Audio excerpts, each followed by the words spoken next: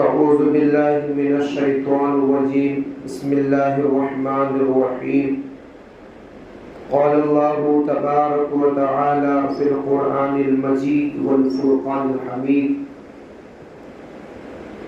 بسم الله الرحمن الرحيم إنا نحن نزلنا الذكر وإنا له لحافظون صدق الله العظيم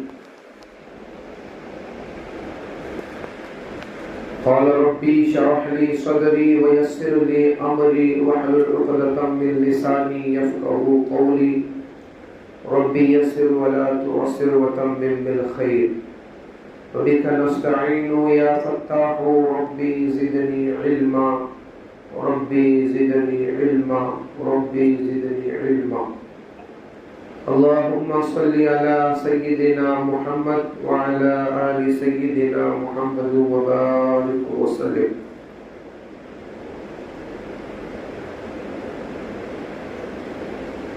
بھائیو بزرگو دوستو،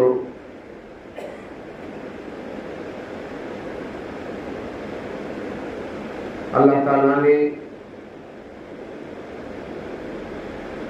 ہم سب کے لیے، ہم سب کی ہدایت کے لیے قرآن مجید کو اتارا. قرآن مجید اللہ کا کلام ہے جو حضور صلی اللہ علیہ وسلم پر اللہ رب العزت نے نازل فرمایا ہے. اللہ تعالیٰ نے خود قرآن میں فرمایا اِنَّا نَحْنُ نَزَّلْنَا الذِّكْرَ وَإِنَّ لَهُ لَحَافِظُونَ، کہ بے شک اس قرآن کو ہم نے ہی اتارا ہے اور وَإِنَّ لَهُ لَحَافِظُونَ، اور اس قرآن کی حفاظت بھی ہم ہی کریں گے. قرآن کی حفاظت کی ذمہ داری اللہ رب العزت نے لے لی ہے. مثال کے طور پر اگر کوئی ملک کا حکمران، ملک کا وزیر اعظم، ملک کا بادشاہ اگر یہ کہہ دے کہ سارے ملک کی حفاظت کی ذمہ داری میری ہے، تو وہ ملک کا بادشاہ کیا کرتا ہے؟ اچھے ہٹے کھٹے نوجوان، طاقتور، سمجھدار، پڑھے لکھے نوجوانوں کو تیار کر کے ملک کے بارڈر پر، ملک کے سرحدوں پر کھڑا کرتا ہے تاکہ ملک کی حفاظت ہو.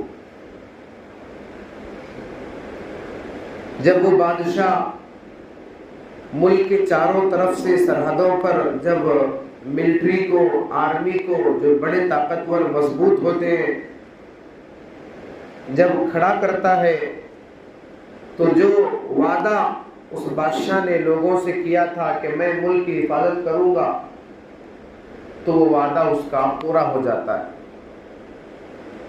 کیونکہ اس نے بہت سارے نوجوان ملٹری آرمی کے ذریعے سے ملک کی سرحدوں پر انہیں پہرے پہ لگا دیا تو ملک کی حفاظت ہو گئی اور وہ بادشاہ اپنے وعدے میں سچا ہو گیا. اسی طریقے سے اللہ رب العزت نے قرآن میں یہ کہہ دیا کہ ہم نے ہی اس قرآن کو اتارا ہے اور اس قرآن کی حفاظت بھی ہم ہی کریں گے.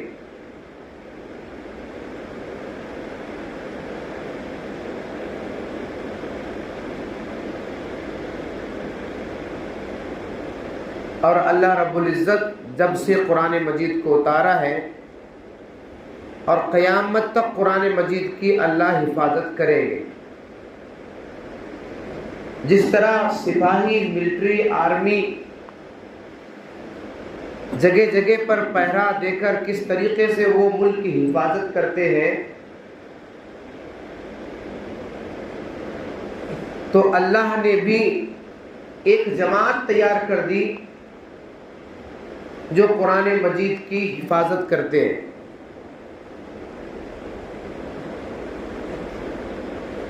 حفاظ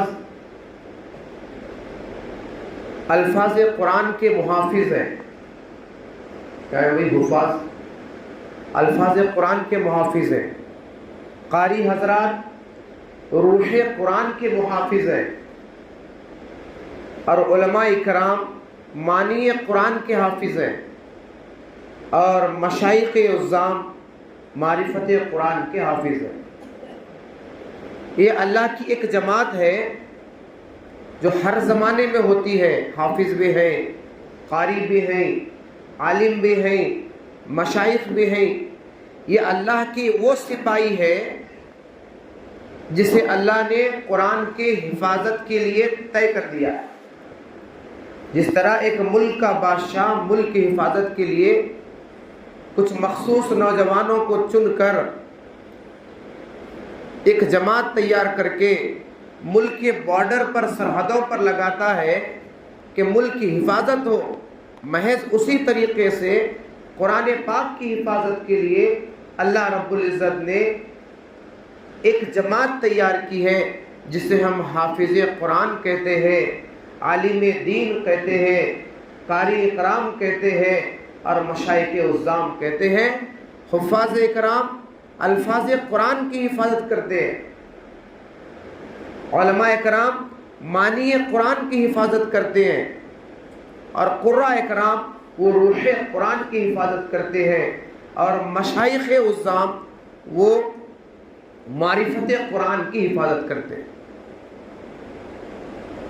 تو دوستو بزرگوں، ہمیں چاہیے کہ ہم ان جو اللہ کی بنائی ہوئی جماعت ہے، جو قرآن کو پڑھتے ہیں، پڑھاتے ہیں، قرآن کو سمجھاتے ہیں، قرآن کے اوپر محنتیں کرتے ہیں، ہم ان کی صحیح معنوں میں دل سے قدر کرنے والے بنے.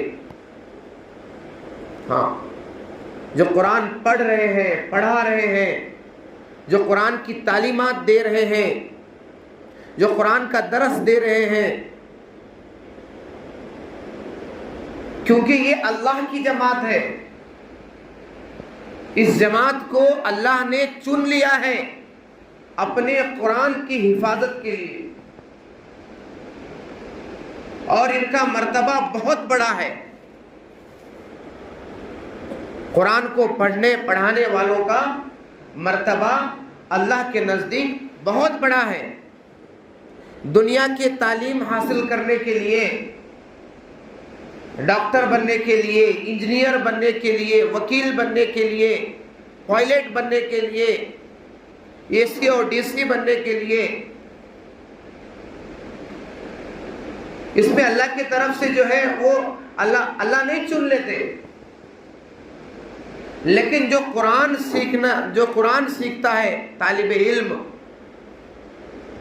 ان بچوں کو اللہ تعالیٰ منتخب کر لیتے ہیں، اللہ تعالیٰ انہیں چن لیتے ہیں، اس لیے کہ یہ طالب علم، یہ بچے قرآن کو سیکھیں گے، حافظ قرآن بن کر قرآن کی حفاظت کریں گے، عالم قرآن بن کر قرآن کی حفاظت کریں گے، قاری قرآن بن کر قرآن کی حفاظت کریں گے. یہ اللہ کی وہ فوج ہے، وہ جماعت ہے جو قرآن کی حفاظت کرتے ہیں. اب ایک بادشاہ اعلان کر دیا کہ بھئی میں ملک کی حفاظت میں کروں گا، اس کا مطلب یہ نہیں کہ بادشاہ خود پہرا دے. بادشاہ ایک جماعت تیار کرتا ہے، ایک ملٹری تیار کرتا ہے، ایک نوجوان فوج تیار کرتا ہے، اور جس طریقے پر وہ بارڈر پر لگاتا ہے تو اس بادشاہ کا وعدہ پورا ہو جاتا ہے. محض اسی طریقے سے اللہ رب العزت نے قرآن میں کہا ہے کہ اس قرآن کو ہم نے ہی اتارا ہے اور ہم ہی اس کی حفاظت کریں گے. قیامت تک کوئی بھی جو ہے قرآن کے ایک لفظ کو، اس کے معنی کو، اس کے الفاظ کو، اس کے زبر اور زیر کو بدل نہیں سکتا، اس میں چینجز نہیں لا سکتا، کیونکہ اس کی حفاظت کی ذمہ داری اللہ نے خود لی ہے.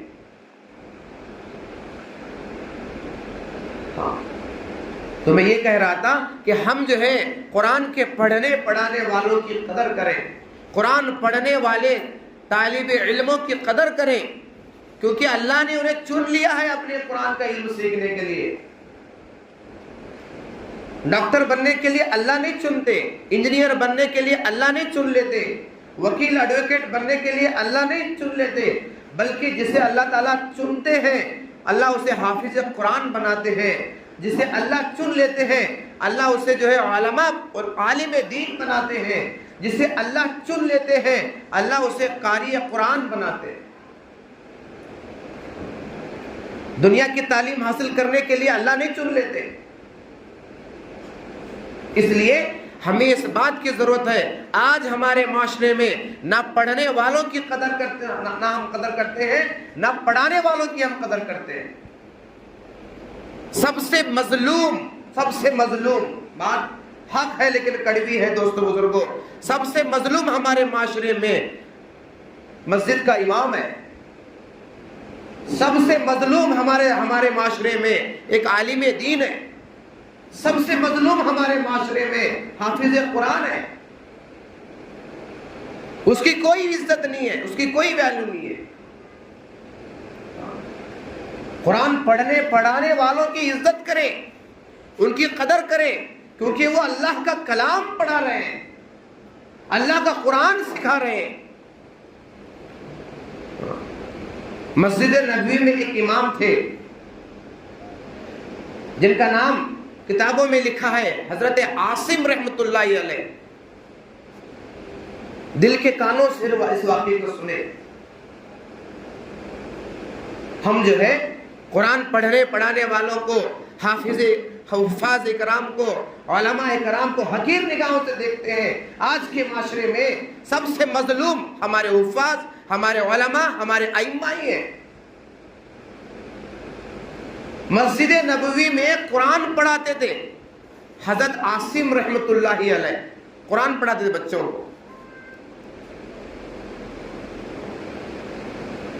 ان کے منہ سے ہمیشہ خوشبو آتی تھی۔ کیا آتی تھی؟ خوشبو آتی تھی۔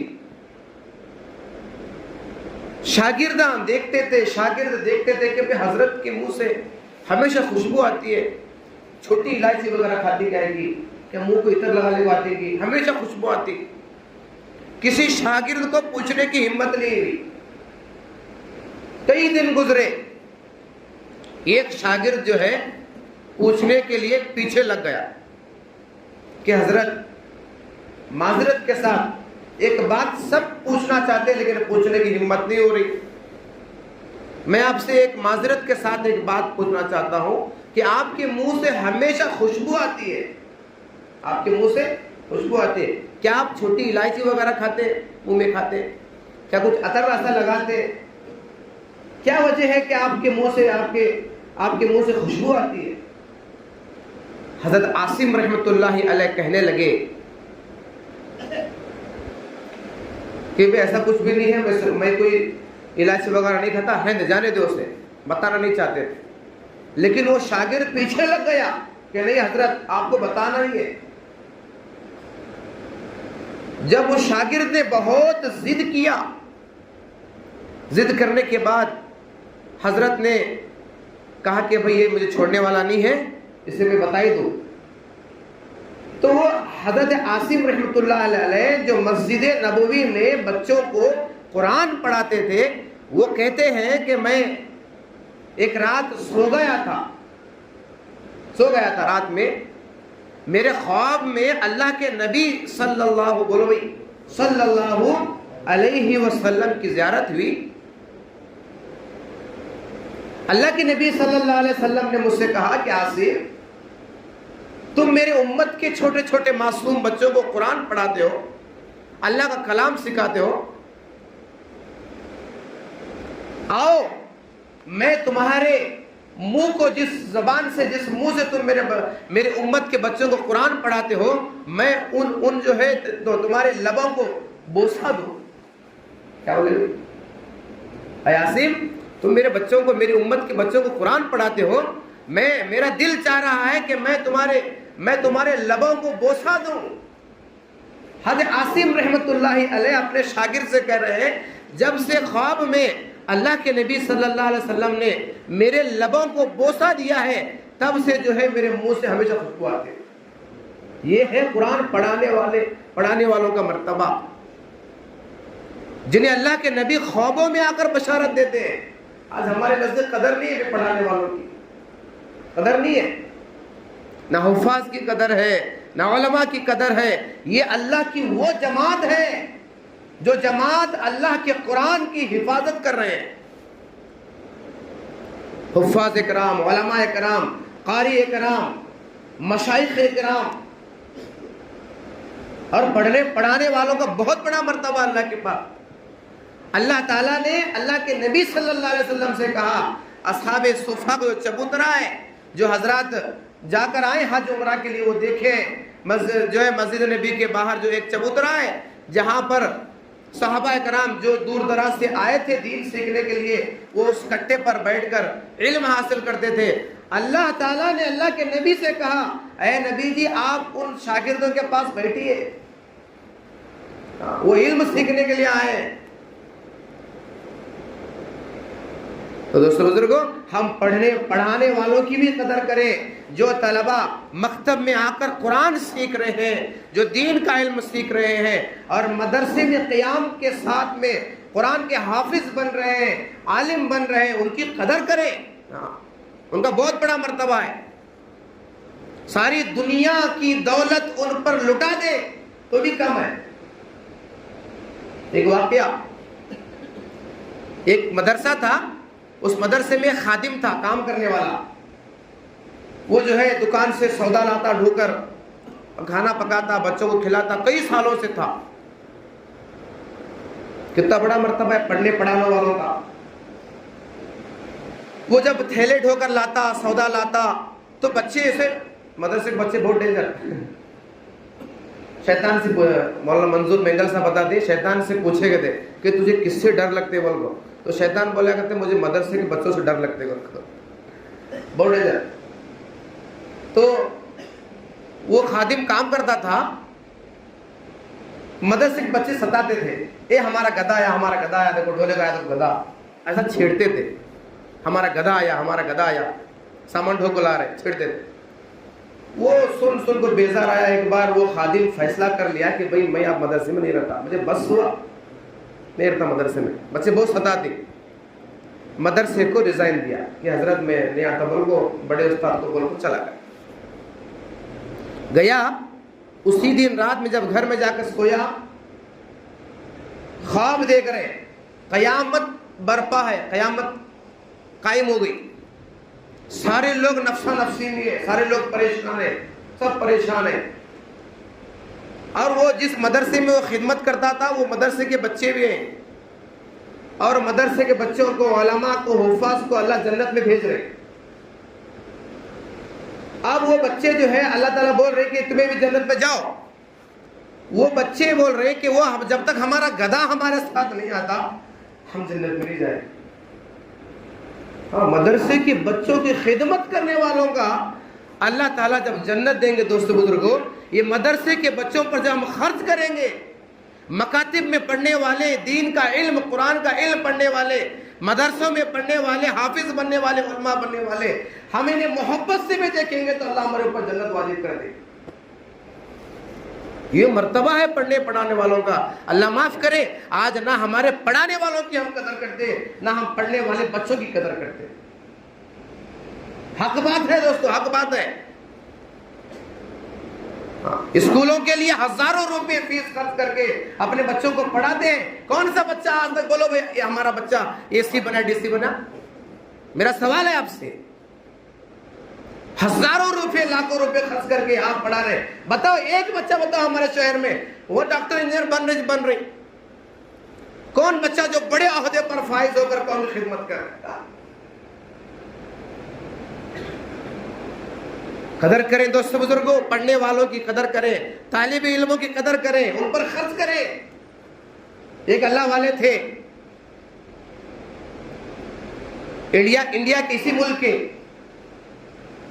وہ ہر روز دسترخوان لگاتے تھے اور اعلان کر دیتے کہ بھئی جو بھی غریب ہیں وہ آ کر ہمارے دسترخوان پر کھانا کھائیں. اور ہمیشہ دسترخوان چالو رہتا، کھانا کھاتے لوگ. ایک مرتبہ ان اللہ والوں کے خواب میں اللہ کے نبی آئے, زیارت ہوئی, خواب میں زیارت ہوئی آپ صلی اللہ علیہ وسلم کی. کہا اس اللہ والے سے, کہنے لگے کہ بھائی تم تو صرف اللہ کے بندوں کو, اللہ والوں کو ہی کھلاتے ہو, میری جماعت کو تم کھانا نہیں کھلاتے. کیا بولے؟ آپ تو صرف جو ہے اللہ والوں کو ہی کھانا کھلاتے, اللہ کے بندوں کو, اللہ کی جماعت کو ہی کھانا کھلاتے, میری جماعت کو کھانا نہیں کھلاتے. اب وہ اللہ والوں کی آنکھ کھلی تو انہوں نے جو ہے مشائخ کے پاس, علماء کے پاس جا کر اس خواب کی تعبیر پوچھی کہ بھئی اللہ کی جماعت کو کھانا کھلاتا ہوں میں, اللہ کے نبی کی جماعت کو کھانا نہیں کھلاتا, اس کا کیا مطلب ہے, کیا تعبیر ہے؟ تعبیر بتانے والے مشائخ نے بتایا کہ بھئی اللہ کے نبی نے یہ اشارہ کہا ہے کہ غریب لوگوں کو تم کھانا کھلاتے ہو جو اللہ کے بندے, اللہ کی جماعت ہے, لیکن علماء اور طلباء, پڑھانے والے اور پڑھنے والے, یہ اللہ کے نبی کی جماعت ہے. جب یہ تعبیر بتائی تو وہ اللہ والوں نے ہر جمعرات کو علماء اور طلباء کے لیے دسترخوان بچھانا شروع کر دیا. تو آج کا یہ عنوان لینے کا مقصد یہی ہے دوستو بزرگوں کہ ہم علماء کی قدر کریں. اگر انہیں کھلا نہیں سکتے, اگر انہیں پلا نہیں سکتے, اپنے دسترخوان پر انہیں دعوت نہیں کر سکتے, کوئی بات نہیں, البتہ ان سے محبت کریں. ایک آخری واقعہ ہمارے شیخ حضرت مولانا عباد الرحمن صاحب نے بتائی تھی. قیامت کے دن اللہ تعالیٰ جنتیوں کا فیصلہ کر کے لوگوں کو جنت میں بھیج دیں گے, جہنمیوں کا فیصلہ کر کے جہنمیوں کو بھیج دیں گے. علماء اکرام کو کہیں گے کہ تم کھڑے رہو, تم جانا نہیں, تمہیں نہیں جانے کہ جنت میں بھی. سارے علماء, حفاظ, قراء, مشائخ سب ڈر رہے ہوں گے کہ بھئی اللہ جنت میں بھیجنے والوں کو جنت میں بھیج دیے, جہنم میں بھیجنے والوں کو جہنم میں بھیج دیے, لیکن ہمارے ساتھ کیا ہونے والا ہے؟ ہمیں نہ جنت میں بھیج رہے نہ جہنم میں ہمارے ساتھ. سب علماء, حفاظ, قراء, مشائخ ڈر رہے ہوں گے, کانپ رہے ہوں گے, ہمارے ساتھ کیا ہوگا, ہمارے ساتھ کیا ہوگا. جنت میں جانے والے سب چلے گئے, جہنم کی طرف سب جہنم کی طرف جا رہے ہیں. تو اس وقت اللہ رب العزت ان علماء, ان حفاظ کو, ان قراء کو, ان مشائخ عظام سے کہیں گے کہ دیکھو جو لوگ جہنم کی طرف جا رہے ہیں, جن کا فیصلہ جہنم کا ہو گیا ہے, اگر تم میں سے کوئی ان میں سے کسی کو تم پہچانتے ہو تو انہیں بھی جنت میں لے کر جاؤ. بولو بھی سبحان اللہ. کتنا بڑا مرتبہ ہے بھائی. صرف کیا, صرف علماء سے, حفاظ سے محبت کرنا کہ وہ کل قیامت کے دن ہمیں کبھی چائے پلائے, کبھی انہیں ہدیہ دیے, کبھی انہیں محبت سے بات کرے. اگر وہ قیامت کے دن ہم گنہگاروں کو اگر یاد کر لیں گے تو بھئی ہمارے دنیا کی دولت بھی اگر دیں گے تو کم ہے. قیامت کے دن حشر کے میدان میں جس کے پاس نبیوں والا عمل بھی ہوگا وہ بھی کانپ رہا ہوگا کہ میرا کیا ہوگا. اس وقت میں یہ علماء, یہ حفاظ, یہ طلباء, یہ قرآن پڑھانے والے اگر ہمیں اللہ کے سامنے یاد کر لیں, اے اللہ اس نے مجھے ایک مرتبہ چائے پلائی تھی, اے اللہ اس بندے نے مجھے ایک مرتبہ اپنے دسترخوان پر کھانا کھلایا تھا, اے اللہ اس بندے نے مجھے ایک مرتبہ ہدیے میں عطر کی بوتل دی تھی, اے اللہ میں آج جنت میں جا رہا ہوں, میری یہ خواہش ہے کہ اللہ میرے ساتھ اس بندے کو بھی جنت میں بھیج دے. اللہ کہیں گے جس کے طرف تم انگلی کرو گے ہم اسے بھی جنت میں بھیج دیں. تو یہ مرتبہ ہے بھائی. تو اس لیے پڑھنے پڑھانے والوں کی قدر کرے, علماء کی قدر کرے, علماء کی نکتہ چینی نہ کرے, علماء کے عیب نہ ڈھونڈے, علماء کی برائیاں کرنے میں نہ لگے. علماء جیسے بھی ہو علماء ہے, العلماء ورثۃ الانبیاء. میرے پیارے نبی نے ارشاد فرمایا کہ علماء انبیاء کے وارث ہیں, وہ نبی کی اولاد ہے. نبی نے علماء کو چھوڑ کر گئے ہیں. کوئی بادشاہ مرتا ہے تو تاج محل چھوڑتا ہے, گول گنبد چھوڑتا ہے, ابراہیم روضہ چھوڑتا ہے, لیکن نبی کوئی مال دولت نہیں چھوڑتے, کوئی پراپرٹی نہیں چھوڑتے, کوئی آستی نہیں چھوڑتے, وہ علماء چھوڑتے ہیں, وہ علم چھوڑ جاتے ہیں. وہ علم آج علماء کے سینوں میں ہے. تو اس لیے علماء کی قدر کریں, پڑھنے پڑھانے والوں کی قدر کریں, اور اپنے بچوں کو پڑھنے پڑھانے میں آپ ڈاکٹر بنائیں, انجینئر بنائیں, جو بنائیں, لیکن سب سے پہلے اسے مسلمان بنائیں. اسے قرآن سیکھنے بھیجیں، اسے قرآن پڑھائیں، دینی تعلیم سے آراستہ کریں۔ وہ بچہ اگر ہمارا قرآن پڑھے گا، ہم مر کے قبر میں چلے جائیں گے، وہ بچہ ہمیں روزانہ سورہ اخلاص پڑھ کر ہمیں بخشے گا۔ تو اللہ تعالیٰ سے دعا ہے کہ اللہ تعالیٰ ہم سب کو صحیح معنوں میں علماء کی، حفاظ کی، قرآن کے خادم کی، قرآن پڑھنے پڑھانے والوں کی صحیح معنوں میں قدر کی توفیق عطا فرمائے۔